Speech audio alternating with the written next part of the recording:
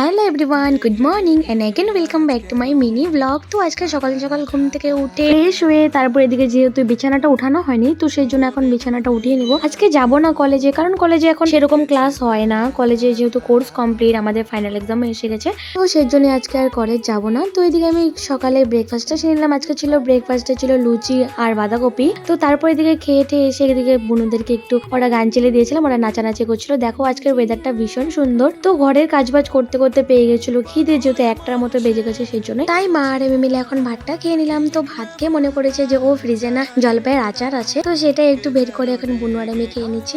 তো আজকে স্নানটা আমি সকালে সেরে নিয়েছিলাম, তারপর আচার টাচার খেয়ে আমি ঘুমিয়ে পড়েছিলাম। তো সেই জন্য এখন উঠে গেছি, এখন হয়ে গেছে বিকেল। তো এখন যাবো কম্পিউটার ক্লাসে। এদিকে আমি পুরোপুরি রেডি হয়ে গেছি। তো তারপরে দিয়ে কম্পিউটার ক্লাস আমি কমপ্লিট করে তারপর চলে যাচ্ছি এখন বাড়িতে। তো বাড়িতে যাওয়ার আগে ভাবলাম কিছু নিয়ে যাই, তো সেই জন্য আমি দোকান থেকে পকোড়া নিয়ে নিয়েছিলাম। এখন এসে গেছি বাড়িতে। তো এদিকে পিসি আর আমি বসে এখন খাচ্ছি। তো এই মিনি ব্লগটা তোমাদের কেমন লেগেছে কমেন্টে জানিও। যদি ভালো লেগে থাকে লাইক কমেন্ট সাবস্ক্রাইব শেয়ার করে দিও। আমাদের টাটা।